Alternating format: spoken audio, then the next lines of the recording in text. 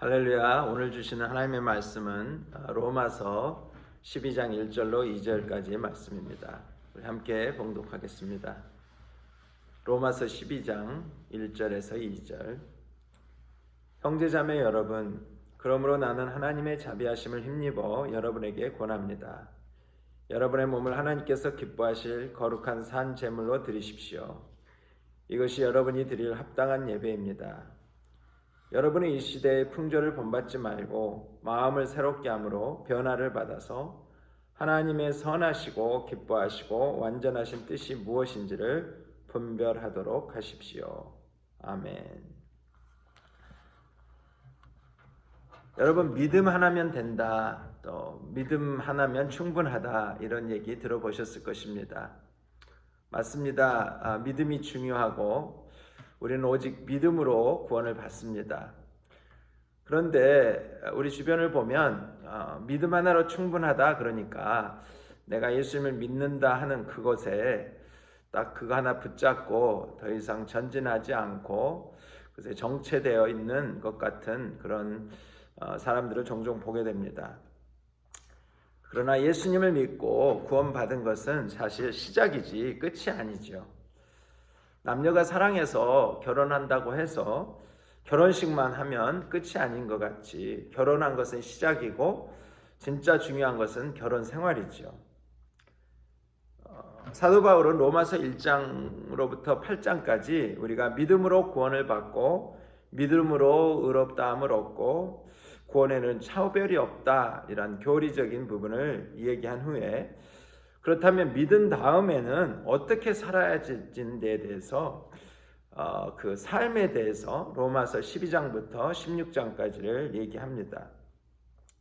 예수님만이 유일한 구원이시다. 이 복음을 믿는 신앙이 중요하지만 그 이후 복음을 살아가는 삶은 어떤 면에서 더 중요한데 바로 그 얘기를 12장부터 한다는 것이요. 사실 그래서 제가 말씀드렸듯이 로마서 1장에서 8장까지는 교리적인 어떤 프린서플 얘기하고 9장에서부터 11장까지는 이제 이스라엘 자기 동족에 대한 어떤 괄호에 해당되는 parenthesis에 대해 해당 부분이고 진짜 연결되는 것은 8장에서 연결되는 것은 12장이라고 말씀드렸습니다. 우리의 삶으로 구원받는 것은 아니지만 삶이 없으면 가짜일 수 있습니다. 그러므로 여러분, 예수님을 구세주와 주님으로 믿습니까? 그렇다면 우리는 복음을 살아야 합니다. 신앙 생활을 해야 된다는 것입니다. 저는 오늘 여러분과 함께 로마서 강의 29번째 시간을 통해서 크리스찬의 삶, 근데 그 가운데서 가장 베이직이 되는 크리스찬 삶의 베이직 되는 그 부분, 바로 로마서 12장 1절로 2절의 부분을 살펴보도록 하겠습니다.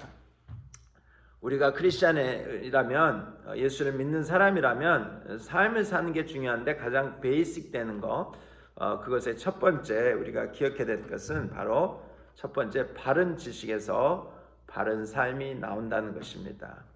한번 따라서 해보시기 바랍니다. 바른 지식에서 바른 삶이 나온다. 복음을 아는 것이 중요한 이유는 바로 뭐든지 바로 알아야 바로 사는 삶이 나오기 때문입니다.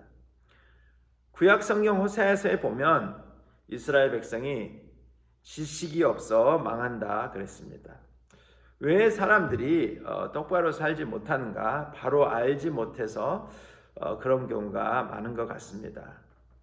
미국의 실용주의 프래그마티즘을 주창한 윌리엄 제임스라는 하버드 대학교 교수가 한 유명한 말이 있습니다. 생각이 바뀌면 말이 바뀌고, 말이 바뀌면 행동이 바뀌고, 행동이 바뀌면 습관이 바뀌고, 습관이 바뀌면 성격이 바뀌고, 성격이 바뀌면 인격이 바뀌고, 인격이 바뀌면 운명이 바뀐다, 그런 말을 했습니다. 여러분 들어보셨죠? 사실 다 자신이 한 말같이 이야기하지만 사실 오리지널은 윌리엄 제임스라는 사람이 한 말입니다. 이 사람이 한 말 중에 또 다른 유명한 말이 있죠. 행복해서 웃는 것이 아니라 웃어서 행복한 것이다. 사는 것이 중요한데 삶의 변화는 어디에서 시작되는가? 생각에서부터 시작되는 것이다. 맞습니다, 여러분.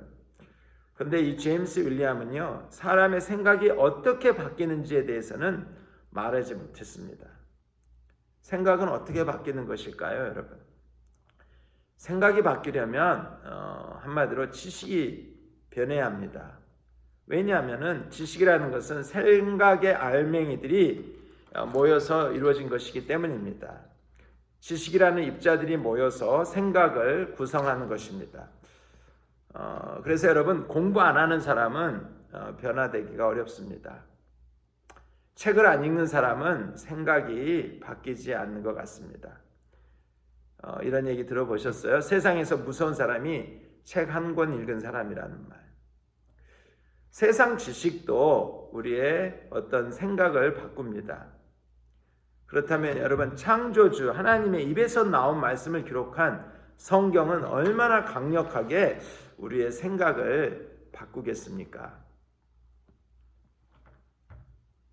그런데 성경책을 말씀을 읽기도 하고 말씀을 듣는데 변화가 안 되는 경우는 왜 그럴까요? 하나님의 말씀의 능력이 없어서가 아니라 하나님의 말씀, 지식이 너무나도 우리 안으로 너무나도 조금씩 들어오기 때문에 그렇지 않나 생각합니다.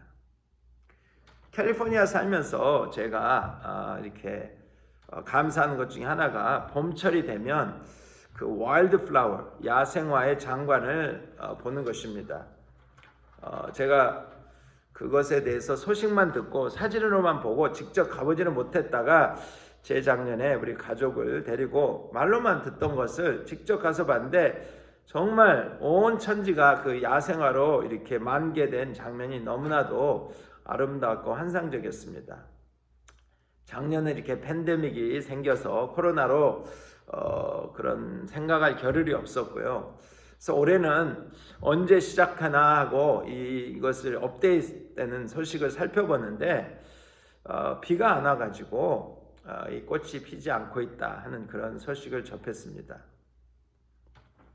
비가 오면 되는데 비가 너무나도 조금 와서 이게 만개가 되지 않고 있다.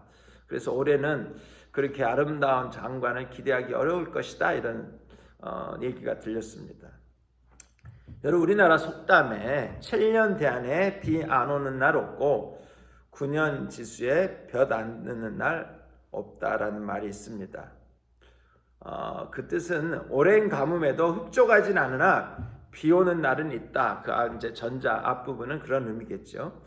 즉 비가 오려면 땅을 촉히 적실 정도로 한번 왕창 와야지 꽃이 피거나 농사가 된다는 것이죠. 비가 와도 매일 조금 찔끔찔끔 오는 것은 꽃이 피게 하지 못한다. 농사를 할 수 있지 못한다. 우리 지난주가 비가 좀 왔잖아요. 그런데 와일드 플라워가 올 정도의 비는 아니었다고 하고 이번 주에 이틀 계속 연속 온다니까 한번 희망을 가져보게 됩니다. 우리가 하나님의 말씀을 듣는데 너무나도 조금 듣고 그것을 들은 것을 가지고 생각이 바뀌고 삶이 바뀌고 인격이 바뀌고 뭐 운명이 바뀐다, 이런 것들은 굉장히 일어나기 힘든 일이라 생각합니다. 여러분, 밥을 매일 먹기는 먹는데 매일 밥알을 한 톨씩 먹는다고 생각해 보세요. 그날 하루에 살만한 힘이 될까요? 에너지가 충분히 될까요? 그렇게 매일 먹는다고 할지라도 그러면 소용이 없죠. 그날에 필요한 양을 충분히 이렇게 흡수해야 되는 것 아니겠습니까? 하나님의 말씀은 충분히 먹어야 그 말씀을 통해서 생각이 바뀐다 볼 수 있습니다.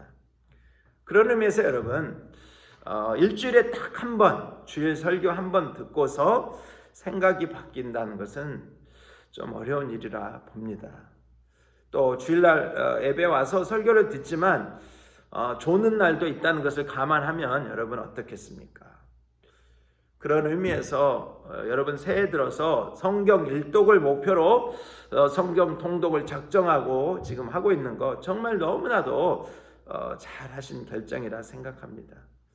말씀을 충분히 먹음을 통해서 정말 생각이 바뀌어지고 그 삶의 변화가 일어나는 축복이 있기를 예수의 이름으로 축원합니다. 그런데 성경 일독 이제 끝나고 나면 이제는 끝났다 하고 책을 덮지 말고 일독이 끝난 다음에도 계속해서 말씀을 읽으시기 바랍니다. 또 매해마다 최소한 성경 일독을 내가 목표로 성경을 읽어봐야겠다 이렇게 여러분 목표를 두고 해보시기 바랍니다. 또한 하나님의 말씀을 읽지만 그 읽는 말씀을 다 이해하는 거 아니잖아요, 여러분. 그래서 목사가 필요한 거 아니겠습니까? 그래서 성경 통독도 하지만 말씀을 배울 기회가 있을 때 그것을 꼭 붙잡고 말씀을 배워보시기 바랍니다. 그리할 때 하나님께서 우리의 생각들, 굳어진 생각들을, 우리의 어떤 사상, 우리의 선입관, 우리의 고정관념들을 이렇게 바꿔주고 그 안에서 변화를 일으켜 주실 것이라 믿습니다. 그런데 사랑하는 성도 여러분, 지식이 없는 것도 위험하지만 잘못된 지식은 어떤 면에서 더 위험하다 봅니다. 예수님 당시 바리새파 사람들과 율법학자들은 소위 말해서 성경 박사들이었어요. 그런데 그들은 예수님을 배척하고 예수님을 십자가에 못 박음으로 자기 스스로가 망할 길을 선택하였죠. 왜 그랬을까요? 그들은 잘못된 지식으로 인해서 그랬습니다. 복음을 제대로 살려면 오해가 풀려야 됩니다. 신앙생활이 정말 꽃이 피려면 하나님에 대한 오해가 풀려야 됩니다. 오늘 성경에 로마서 12장 1절로 2절 크리스천 라이프의 베이직이 되는 말씀이라고 그랬잖아요. 오늘 이 본문 가장 베이직 되는 이 펀더멘털 되는 이 말씀을 바로 이야기해서는 두 가지 일반적인 오해가 풀려야 된다고 생각합니다. 12장 1절 다시 한번 읽어보겠습니다. 형제자매 여러분, 그러므로 나는 하나님의 자비하심을 힘입어 여러분에게 권합니다. 여러분의 몸을 하나님께서 기뻐하실 거룩한 산 제물로 드리십시오. 이것이 여러분이 드릴 합당한 예배입니다. 크리스천 라이프의 베이직 되는 말씀 1절로 2절이지만 오늘은 시간상 1절에 포커스를 두고 여러분과 나누는 것입니다. 두 가지의 일반적인 오해가 있는데 첫 번째는 오늘 말씀에 보면 사도 바울은 너희 몸을 드리라 이 말씀을 하고 있죠. 근데 몸에 대해서 오해하는 사람들이 꽤 있다는 것입니다. 몸을 드리라 그랬는데 몸에 대한 오해가 무엇일까요? 사실 이 사도 바울이 이 로마서라는 편지를 쓸 때 그 시대적 상황으로 보면 이 말씀은 몸을 드리라는 이 말씀은 너무나도 파격적이고 그 당시 사람들의 생각, 사상 가운데서 보면 수긍하기 어려운 말씀이었습니다. 바울 당시 그리스 로마 사람들은요, 육체를 물질로 받고 가치가 없는 것으로 간주했습니다. 그래서 그들은 이 육체, 이 몸을 멸시하는 경향이 많았는데, 그래서 육체를 자학하든지 더럽히든지 아니면 그냥 몸이 그냥 굴러간 대로 세상 가운데 내버려 두었습니다. 이렇게 육체를 경멸하다 보니까 나중에는 자살하는 사람이 많이 생겼습니다. 사실 갈 길이 그거밖에 없죠. 몸을 이렇게 멸시하니까. 이 그리스 로마 사상 중에 하나는 몸은 천한 것이고 영만 중요하다 그랬거든요. 여기서 영향을 받아 나온 기독교 이단이 바로 영지주의입니다. 영지주의. 몸은 중요하지 않다 사람들이 얘기하는데, 근데 유독 이 성경 기독교만 그렇게 얘기하지 않고 무슨 소리야, 몸도 중요하다. 그래서 이 중요한 몸을 하나님께 드려라. 그 몸을 드리는 것이 바로 영적 예배다 얘기하는 것이에요. 동양에도 몸을 천대하는 사상이 좀 뿌리 깊숙이 있습니다. 우리나라만도 예외가 아닌 것 같습니다. 교회 안에 예수 그리스도를 믿는 사람들의 생각 깊은 곳에는 육체는 천한 것, 육체는 악한 것, 육체는 하나님의 의를 이룰 수 없는 것이라는 생각이 좀 들어 있습니다. 왜 이런 사고가 예수님을 믿는 사람들 가운데 있는가 하면 이 몸이라는 개념하고 육신이라고 하는 개념을 혼돈해서 그런 것 같아요. 성경에서는 육신이라고 하면 우리의 옛 자아, 옛 사람, 거듭나기 전에 우리를 의미합니다. 그러나 여러분, 육신은 우리 몸을 의미하지 않습니다. 성경 어느 곳에도 우리의 육신, 우리의 육체, 우리 몸이 악하다고 하는 것이 없어요. 근데 우리가 잘못하면 이 육체를 자학하든지 우리 몸을 그냥 세상에서 그냥 마음대로 굴러가도록 내버려 둘 수 있습니다. 그리고 정신만 바르면 된다라고 생각하는 거죠. 이런 오해의 연장선에서 그래서 때를 따라 어떤 분들은 우리가 예수를 믿고 천국에 가는 것은 우리 영혼만 가는 것이다 이렇게 생각하는 사람들이 있더라는 거죠. 그러나 여러분, 우리는 예수님을 믿고 구원받고 천국에 갈 때 우리 썩은 몸이 부활해서 우리 몸이 육신을 입고 들어가는 것입니다. 여러분 그것을 믿습니까?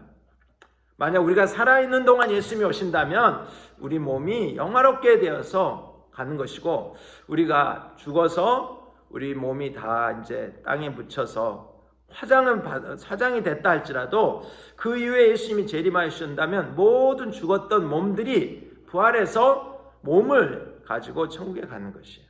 그래서 우리 예수님을 뭐라고 그럽니까? 우리 부활하신 예수님을 부활의 첫 열매가 되셨다. 이 말은 뭐냐? 예수님이 죽음에서 부활하신 것 같이 우리가 첫 열매를 보고 이제 다음 날에 나온 열매들이 다 이렇게 되겠구나 하고 농사하시는 분들이 이렇게 예측을 하잖아요. 예수님이 부활하신 그 몸과 같이 예수 그리스도를 구세주와 주님으로 믿고 영접한 자들, 이 모든 몸이 다 부활해서 천국에 가는 것입니다. 우리가 우리 몸을 귀하게 봐야 하는 근거는 우리 몸을 하나님이 받으실 수 있는 산제사로 드릴 수 있다라고 분명히 말씀하기 때문입니다. 그래서 사도 바울은 고린도에서도 이런 말 하죠. 우리 몸을 하나님의 성령이 거하시는 성전이다 이렇게 얘기하죠. 그런데 여러분, 이 시대의 특징 중 하나가 뭐냐면 자꾸만 몸을 안 움직이는 이런 분위기가 자꾸 있다는 거예요. 인터넷 시대잖아요. 그래서 몸을 안 움직이고 앉아서 그냥 생각만 하는 그런 사는 그런 모습. 특별히 이렇게 지금 1년 동안 이렇게 코로나로 인하여서 우리가 이렇게 사회적 거리두기를 하고 주로 이렇게 실내에서 있는 시간들이 많으니까 생각들만 하는 이런 것에 우리가 갇힐 수 있다는 것을 저는 이것이 좀 직시해야 될 문제가 아닌가 봅니다. 이 시대는 미디어 시대라 엄청나게 정보가 막 많습니다. 근데 그런 정보마다 우리가 다 반응하고 살 수는 없죠. 그러다 보니까 이게 생각만 하는 거죠. 쭉 보고서 이런저런 인포메이션 이런 거 보고서 이것도 있네 저것도 있네 하고 생각만 하게 되죠. 그래서 여러분, 인터넷 같은 것에 너무 많이 보면, 그것을 너무 접촉하면 이렇게 바보가 될 수 있어요. 바보. 정말 생각만 하는 거예요. 생각을 하다가 무의식의 세계가 그냥 굳어져 버린다는 것이에요. 왜냐하면 몸으로 반응을 안 하니까. 우리의 생각은 어디까지 지배하는가 하면요, 의식을 지배합니다. 의식은 보고 느끼고 그런 것이죠. 그런데 의식 세계는 1% 정도밖에 안 되고요. 또 의식의 세계는 나라는 사람에 의해서 제한을 받죠. 그러나 여러분, 무의식의 세계는 엄청나게 훨씬 크고 99% 정도 된다 말씀드릴 수 있습니다. 근데 내 속에 있는 무의식을 변화시키려면 몸이 움직여야 무의식이 변화가 되는 것입니다. 우리가 예수 그리스도 안에서 성찬식 하지 않습니까? 우리가 이렇게 팬데믹으로 인해서 비대면 예배를 드리기 때문에 성찬식을 이렇게 자주 할 수 없었던 이런 안타까움이 있습니다. 성찬식이 뭔가요, 여러분? 우리 주 예수 그리스도의 살과 피를 나누면서 몸으로 하는 것이죠.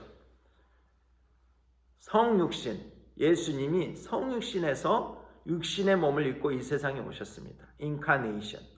우리 안에도 성육신 되게 만드는 것. 그게 뭐냐? 우리가 성찬식을 몸으로 움직일 때 성육신의 역사가 나타나는 것이다. 그것을 믿고 우리가 성찬식 하는 것 아니겠습니까?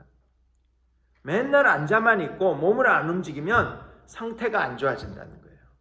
몸이 안 좋아진다는 것이 아니라 정신 세계가 그럴 수 있다는 것입니다. 몸을 움직일 때 변화가 있는 것이죠, 여러분.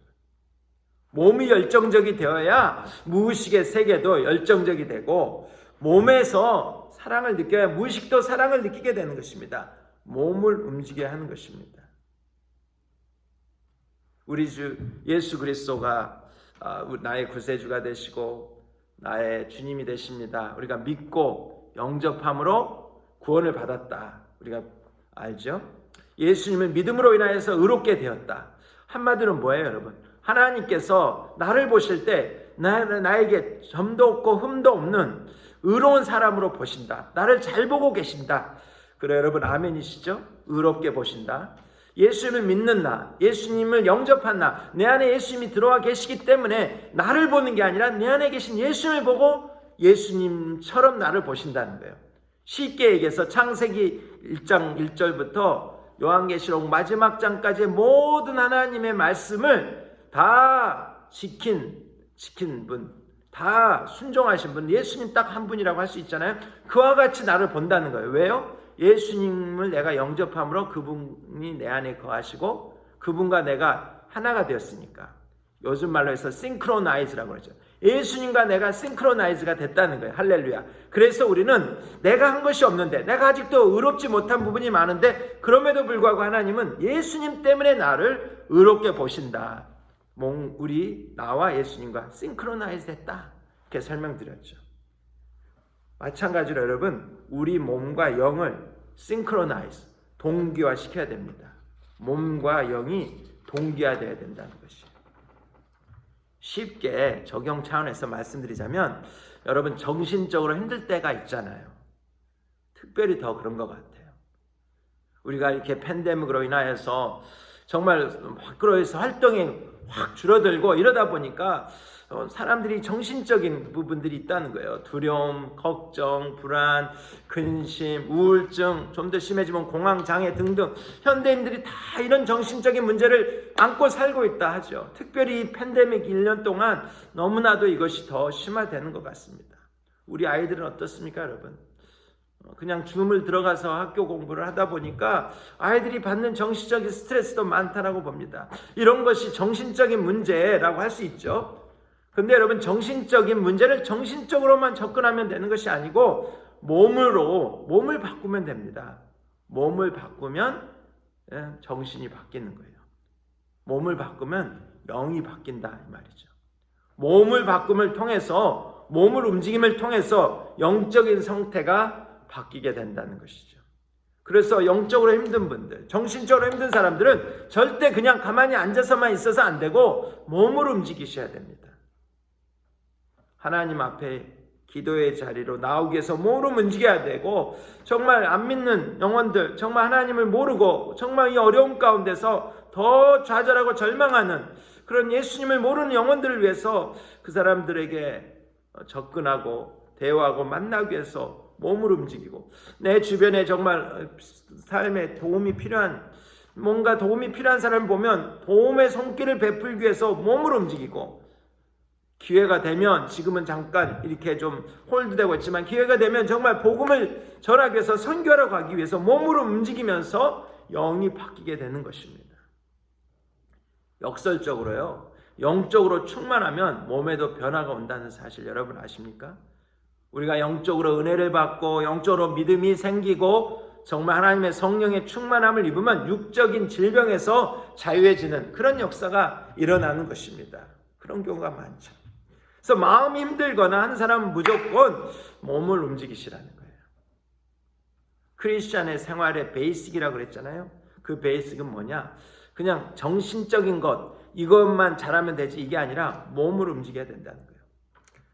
주일 설교를 듣고 설교 좋았네 안 좋았네 그 생각만 하지 말고, 한 가지라도 주일 말씀을 듣고 내가 이번 한 주 몸을 움직여서 뭔가를 조그만 거 하나라도 실천하는 노력을 기울이면 여러분의 영이 맑아지고 정신이 건전해지게 되는 역사가 일어날 것을 믿습니다. 예수님과 우리가 싱크로나이즈가 되어서 의롭다함을 얻었던 것처럼 몸과 영의 싱크로나이즈, 동기화가 이루어지시기를 예수 그리스도의 이름으로 축원합니다. 두 번째 오해는 헌신에 대한 오해입니다. 사실 몸을 드리라, 이게 드릴 헌자 몸신자잖아요. 헌신. 몸을 드리라는 이 한자 헌신에 대한 오해가 특별히 한국교회에 많은 것 같습니다. 일반적으로 많은 크리스찬들에게 헌신에 대한 오해가 풍부해 있는데, 헌신한다 그러면 목사가 되든지 선교사가 되든지 이런 식으로 생각하는 경향이 있습니다. 지난주 신문기사를 보니까 전두환 전 대통령의 차남 전재용 씨가 목회자가 되기 위해 신학대학원 과정을 공부하고 있다는 기사를 봤습니다. 전 씨는 교도소에서 2년 8개월이라는 시간을 보내게 됐다. 처음 가서 방에 앉아 창살방을 바라보는데 갑자기 찬송가 소리가 들렸다. 나중에 알고 보니 교도소 안에 있는 종교방에 있던 분이 부른 것이었고, 그분이 노래를 너무 못 불렀는데도 눈물이 났다. 그러면서 찬양, 예배드리고 싶은 마음이 생겼고 목회자의 길을 결심하게 됐다. 이런 기사가 떴습니다. 이 기사만을 가지고서는 좀 황당하다는 생각이 좀 들었어요, 사실. 그래도 제가 전체를 모르니까 함부로 판단해서는 안 된다 하는 생각입니다. 그런데 한 가지 질문이 있어요. 정말 하나님을 사랑하면 목회자로 헌신해야 되는데 생각은 헌신에 대한 오해에서 비롯된 것인데 혹시나 그런 것은 아닌가 하는 그런 좀 염려가 생기더라는 거죠. 아직도 많은 신자들 가운데는 헌신이란 특정한 아주 소수의 사람에게만 해당되는 거, 뭐 나 같은 사람이 헌신이냐 이렇게 생각하는 경우가 있는데, 혹시 여러분 가운데서도 그런 분이 있다면 그것이 오해에서 비롯된 것이다. 헌신에 대한 오해인데 오늘 말씀을 보시기 바랍니다. 12장 1절로 보니까 뭐라 그랬어요? 사도 바울이 형제 자매 여러분, 그러므로 나는 하나님의 자비하심을 여러분에게 권합니다.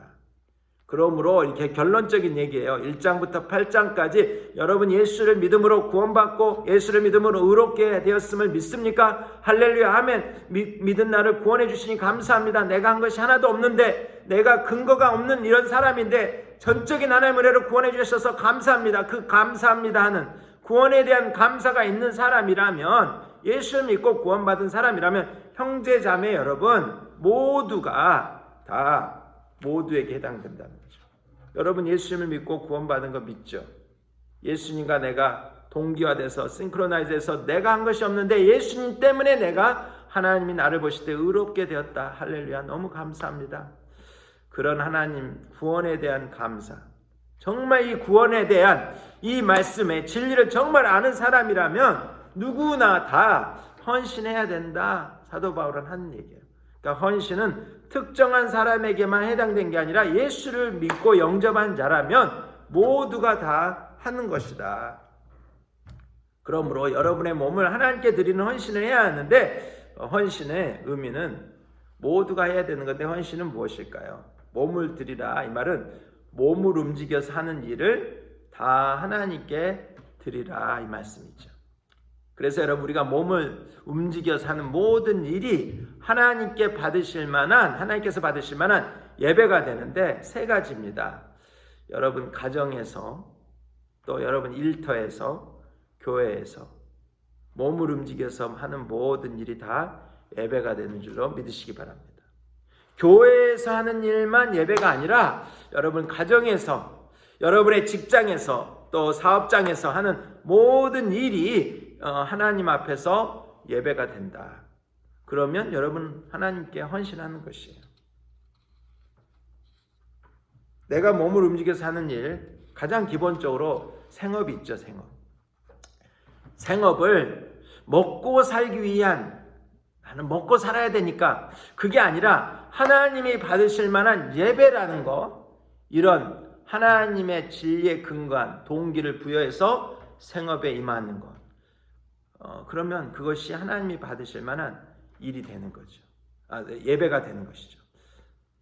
그러면 예를 들어서 여러분 한번 생각해 보세요.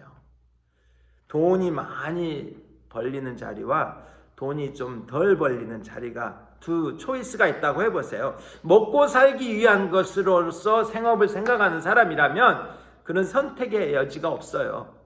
딱 한 가지죠. 돈을 많이 버는 것, 그거 하나만 가지고 선택할 것이에요. 그러나 하나님이 받으실 만한, 나는 정말 헌신한, 내가 구원받은 자로서 하나님께 내 몸을 들여서 헌신하는 것이다. 이 생업도, 이 일터에서 하는 것도 하나님이 받으실 만한 일이 된다. 예배가 된다. 그러면 그것을 정말 아멘 하는 사람은 돈을 적게 버는 위치를 선택할 수도 있는 것입니다. 하나님은 우리에게 일을 주셨어요. 몸으로 땀을 흘려서 손과 발을 움직여서 우리 머리를 움직여서 우리의 지체를 움직여서 하는 모든 일이 다 의미를 갖습니다. 왜요? 하나님께 바쳐야 될 몸을 사용하는 분야니까. 그 분야가 하나님 앞에 거룩한 제사로 드려질 수 있다는 거 여러분 믿으시면 아멘 하시기 바랍니다. 일하는 것뿐입니까 여러분? 먹는 것도 우리가 쉬는 것도 하다못해 노는 것도 우리가 몸을 움직여서 하는 분야니까 하나님이 기뻐 받으실 만한 예배가 된다 이거죠. 크리스찬의 삶의 베이직이 바로 이것입니다. 여러분이 몸을 움직여서 하는 모든 일이 죄 짓는 것 아니라면 죄 짓게 하는 일 빼고는 다 하나님 앞에 예배가 될 수 있다는 걸 여러분 믿으시기 바랍니다. 그런데 여러분 이제 이런 설교는 교회 이제 좀 다녀보신 분들은 한 번 이상은 들어보셨을 거예요. 경건한 것과 세속에 구분이 없다. 직업에 귀천이 없다. 뭐 이런 이 말씀을 근거로 해서 이런 설교 들어보셨을 것이에요.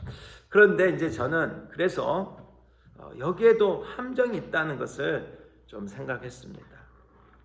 요즘 한국에서 선택적 정의라는 이런 말이 좀 인구에 회자되더라고요. 선택적 정의. 몸을 움직여 사는 모든 일이 하나님 앞에 드려지는 예배가 되는데 말입니다. 우리가 그것을 선택적으로 하면서 나는 지금 헌신했어. 나는 예배 잘 드리고 있어 라고 착각할 수 있지 않을까 생각합니다. 그래 가정에서 내 가정생활, 내 직장생활 이거 다 예배잖아. 그래서 나는 열심히 해. 그러니까 나는 예배 드린다. 이렇게 할 수 있는데 그것이 선택적이 되면 위험한 것이죠. 사람은요 무엇이든지 자신이 중요하다고 생각하는 일은 반드시 하게 돼 있습니다. 그렇죠 여러분? 우리의 의지와 몸이 그렇게 만드는데 이것은 과학적으로도 확인된 사실이거든요. 인간의 두뇌에는 망상 활성화 체계 Reticular Activation System이라는 것이 있다고 합니다. 이것은 우리 뇌의 중심 부분에 위치하고 있는데 우리가 어떤 일에 대해서 언제, 어떻게, 그리고 얼마나 강한 강도로 집중할 것인가를 결정하는 일련의 사고 과정을 결정하는 시스템이라고 하죠. 이 시스템은 자신이 생각하기에 중요한 정보에는 계속 초점을 맞추고 반면에 중요하지 않은 것은 지나가게 만드는 역할을 하는데 우리는 이 시스템이 작동하는 것은 일상생활에서 쉽게 확인할 수 있습니다. 여러분, 아이들이 여럿이 모여있을 때 엄마들은요 자기 아이의 울음소리를 금방 분별해냅니다. 아빠는 잘 분별하지 못하는데 엄마는 분별해요. 엄마의 위대성이죠. 자기 자녀에게 집중하기로 무의식 중에 결정했기 때문이죠. 반대로 여러분, 기찻길 옆에 사는 사람은 기차 소리를 잘 듣지 못합니다. 반복된 학습을 통해서 이미 기차 소리는 그냥 흘려보내는 훈련이 되었기 때문이라는 것이죠. 그러므로 사랑하는 성도 여러분, 여러분이 몸을 움직여서 하는 일 중에 어떤 것에 선택적으로 또 자발적으로 적극적으로 신속하게 열정을 다해 하는지를 한번 생각해 보시기 바랍니다. 우리는 내가 좋아하는 일, 내가 가치 있다고 하는 일에는 자발적, 선택적, 적극적, 신속적 이렇게 반응하거든요. 그게 나쁘다는 게 아닙니다. 내가 좋아하는 일이니까, 내가 가치 있다고 하는 일이니까 그것이 죄 짓는 일이 아니고 나를 죄에 가까워지게 하는 일이 아니면은 그거 당연한 거죠. 근데 언제 우리가 이 크리스천의 삶의 베이스에서 이 문제가 되는가 하면 우리가 하나님 앞에 드리는 예배, 하나님과 대화하는 기도, 또 교회 안에서의 사역이나 섬김, 또 안 믿는 영혼을 향한 전도, 그런 일은, 그런 기회가 왔을 때 우리는 그렇게 자발적, 또 적극적, 선택적, 민첩함으로 하는가? 만약 그런 것들을 억지로 마지못해서 하라고 하니까 의무감 때문에 한다면 그것이 정말 우리 주 예수 그리스도를 통해서 우리 사도 바울이 우리에게 말씀하시는 사랑하는 형제자매 여러분, 여러분의 몸을 하나님께 드리십시오, 헌신하십시오 할 때 이것이 진정으로 하나님이 받으실 만한 예배일까 생각해 볼 수 있다는 거죠. 나의 주인은 예수님이 아니고 여전히 나이고, 이것을 구약 성경학적으로 표현한다면 나라는 우상을 섬기는 우상 숭배가 되는 것이다 말씀드릴 수 있습니다. 여러분 한번 구체적으로 한번 생각해 보세요. 나는 주로 뭘 미루나? 오늘 할 일을 내일로 미루는, 여러분이 좋아하는 일이나 중요하다고 여기는 일은 미루지 않죠, 여러분. 그런데 주님의 사역을 하면서 또 봉사를 하면서 오늘 못하면 다음에 하지 이렇게 미룬다면 우선순위에 문제가 있는 거 아니겠습니까? 교회 일만 중요하고 교회에 사는 일만 헌신이고 나머지는 아니다, 이 잘못된 생각이에요.